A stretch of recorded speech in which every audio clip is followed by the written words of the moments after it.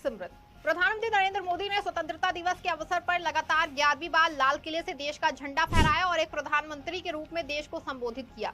PM Modi का ये भाषण काफी लंबा रहा। इस भाषण के दौरान उन्होंने कई बातें, कई मुद्दों का जिक्र किया। एक और जहां उन्होंने यूसीसी का जिक्र करके सियासत को साधने का प्रयास किया, तो वहीं संविधान और एक देश एक इलेक्शन जैसे मुद्दों का जिक्र कर भविष्य के लिए सरकार की मंशा को भी अपने नजरिए से बताने का भी प्रयास किया। हालांकि अपने इस लंबे चौड़े भाषण में प्रधानमंत्री नरेंद्र मोदी ने जनता के बेसिक मुद्दे और उनकी समस्याओं का कोई जिक्र करने की गलती नहीं की। अपने भाषण के दौरान उन्होंने एक भी बार महंगाई, बेरोजगारी और गरीबी जैसे देश की गंभीर समस्याओं का जिक्र नहीं किया। शायद प्रधानमंत्री जी को देश में ये समस्याएं नजर नहीं आती हैं, या उनके लिए ये कोई ऐसे मुद्दे नहीं हैं जिन पर एक देश के प्रधानमंत्री को बोलना चाहिए। खैर, ये तो ही बात स्वतंत्रता दिवस की, लेकिन अगर इसके अलावा भी देखें तो नई सरकार का गठन हुए अब 2 महीने का वक्त गुजर चुका है, लेकिन इन 2 महीनों में मोदी सरकार का वो अंदाज देखने को नहीं मिला है जो पिछले 10 सालों में जारी था। माने इस बार सरकार का ये रूप बिल्कुल अलग है और अस्सलाम वालेकुम व रहमतुल्लाहि व बरकातहू। अज़ीज़ान मिल्लत इस्लामिया, आप तमाम उम्मती को अबू फैसल की तरफ से सलाम अर्ज़ है। घर में बड़ी पर्दा नशीन इज़्ज़तदार माँ और बहन को अबू फैसल की तरफ से सलाम अर्ज़ है। बहरहाल अल्लाह से उम्मीद है आप लोग खैरियत से होंगे, अल्लाह की हिफाजत में होंगे। इन मलूनों की मलामत से, इन फ़िरक़ा परस्तों की फ़िरक़ा परस्ती से, इन दरिंदों की दरिंदगी से, इन मावलिंचरों की मावलिंचिंग से, इन बलात्कारियों की बलात्कारी से महफूज होंगे। अल्लाह आप लोगों को अपने हफ्ज़ अमान में रखे, अल्लाह अपनी हिफाजत में रखे, अल्लाह हर आबाद से, हर शर तक महफूज रखे। बहरहाल मेरे अज़ीज़ दोस्तों, मेरे भाइयों, देश के हालात से भी आप लोग वाकिफ़ है और देश के बाहर के हालात से भी आप लोग वजह वाकिफ़ है, क्योंकि ये आपका भाई हर मुमकिन कोशिश कर रहा है ताकि आप लोग कोई गफलत ना बरते, आप लोगों को सच्ची ख़बरें आप लोगों को मिले सारी दुनिया की, ताकि ये चिंदी चोर हमारी गोदी मीडिया की गुमराही में आप लोग गुमराह ना हो। बहरहाल केफ मेरे अजीज़ दोस्तों, मेरे भाइयों, ये देखा आपने 1 मिनट 2-3 सेकंड 4 सेकंड का बयान हमारे जुमला मंत्री पे, क्या प्रधानमंत्री जो भी है, उनका ये लाल किला, हमारा लाल किला हमारे तिरंगा के पास, क्या ये इनका बयान है? और इतना बड़ा बयान देने के लिए इनको मौके बहुत कम मिलते हैं ना भाई, इनके मौके ना पार्लियामेंट में इन्हों कुछ बोल सकते, कुछ बोलने नहीं देती अपोजिशन, ना पे कहे बोलने देते। अब यहाँ पे इनको ऐसा था, चाहे कितना फेंकना है फेंको इन्हों, कितना झूठ बोलना है बोलो इन्हों, कितना गुमराह करना है करो इन्हों देशवासियों को। ना इनको कोई पूछता, ना इनको कोई टोकता, ना इनको रोकता, ये इनको अच्छी तरह मालूम है। और आप लोगों को पहले बताया था मैं, ये साल तो झंडा इन्हों ही लगाएंगे और जितना हो सकता है इन्हों अपने दिल का पूरा निकालेंगे, जितना है अपना सारा डालेंगे। आप लोगों को पहले बताया था, तकरीबन 1 महीना 15 दिन से बोलते हुए आ रहा हूँ मैं, जो अभी हकीकत और सच्ची साबित हुई वो खबर। वैसे अक्सर हमारी सच्ची साबित होती है, इसलिए तो हम इनको बड़े चुभते हैं। हमारी बातें कड़वे दिखती है और हम भी बहुत कड़वे दिखते, क्योंकि हम हक पसंद करते हैं, हक की बात करते हैं, सच बोल देते हैं और इनको यानी इनको पर्देफाश भी करते हैं, इनकी गुमराही से आवाम को बचाते हैं और इनके चेहरे बेनकाब भी कर देते हैं, इनको ऐसा एक्सपोज करते हैं फिर ये समझने के काबिल नहीं रहते, वैसा उस तरीके से देती हम घप बोल गए।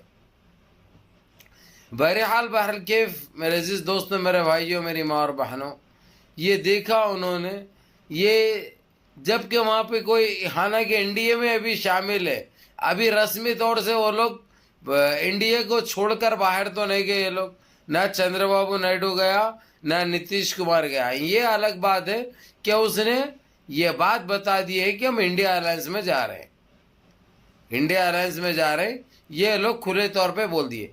और क्यों बोले आप लोगों को अच्छी तरह पता है, पहले तो वो लोग एनडीए में शामिल हुए और हाई भी, इन्हें सिवाय हथेली में चांद आवाम को, देशवासियों को जो दिखाते हुए आया, वैसे चंद्रबाबू नायडू को भी दिखा दिया, नीतीश कुमार को भी दिखा दिया।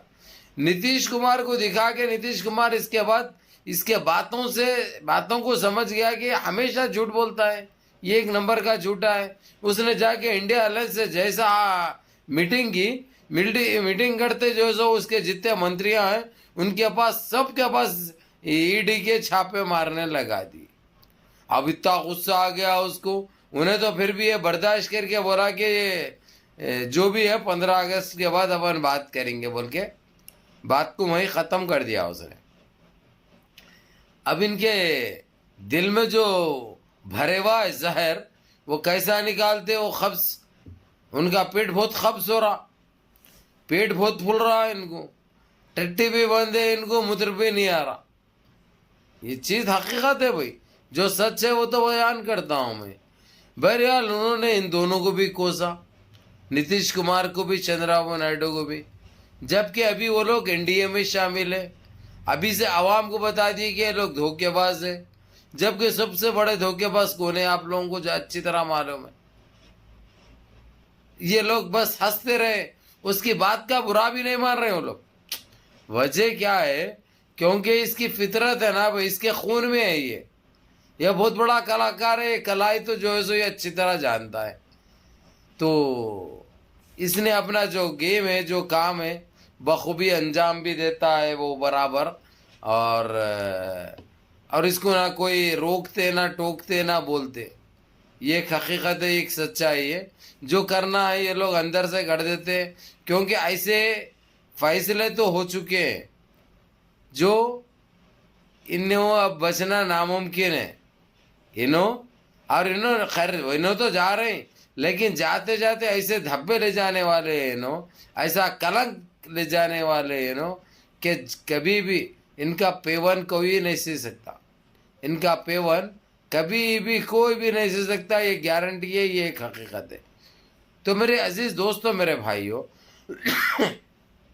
मेरी माँ और बहनों, आप लोगों को यही कहूँगा कि आप लोग तिलावतें दिल खोल के करो, अल्लाह से गिड़गिड़ा के मांगो, नमाजों की पाबंदी करो जो तुम पे फ़र्ज आयद है। नमाज मिस मत करो, चाहे कुछ भी हो जाए, नमाज का अहतमाम करो। घर में अगरचे आप लोग नमाज कायम रखेंगे तो यकीन मानो, चाहे हमारी नस्लें, हमारी औलादें कितनी भी भटकी भी रहो, वो खुद देखकर सबक मिलेगा उनको, और वो अपने आप नमाज की भी पाबंदी करेंगे, हक़ पे भी चलेंगे, किसी का हलाल भी नहीं खाएंगे, किसी को झूठ भी नहीं बोलेंगे, वो खुद सही रास्ते पे आ जाएंगे, क्योंकि माहौल वैसा मिलेगा ना मेरे अजीज दोस्तों, मेरे भाइयों। बल्कि मैं आप लोगों को इसके बारे में तफसील से इंशाल्लाह सेकंड वीडियो दूंगा, क्योंकि अब चंद्रबाबू नायडू और नीतीश कुमार आज कल में कभी भी यहाँ से लिख दे के सीधा जो है सो जाके राहुल गांधी से मिलेंगे, क्योंकि अपोजिशन नेता इस वक्त ये लोग पूरे इंडिया अलायंस वाले चुन लिए हैं। शरद पवार, अखिलेश यादव, ममता बनर्जी, केजरीवाल, उन्होंने मिलकर सारे बड़े बड़े जितने भी है सारे मिलकर राहुल गांधी को सामने कर दिए, जो कि एक बहुत अच्छी बात है। एक काबिल नेता है वो, एक बड़ा आदमी है, बड़ा नेता है वो। बर के मुनज़्ज़म रहिए, मुत्तहिद रहिए, अपनी सफ़ा में इत्तेहाद बरकरार रखिए, नमाज़ों की पाबंदी करिए, माँ बाप की खिदमत करिए, बड़ों के अहकाम पे अमल करिए, और अपने इस भाई को भी दुआओं में याद रखो। वीडियो पूरी देखो, वीडियो लाइक करो, वीडियो चार दोस्त अहबाब को भेजो। सलाम अलैकुम।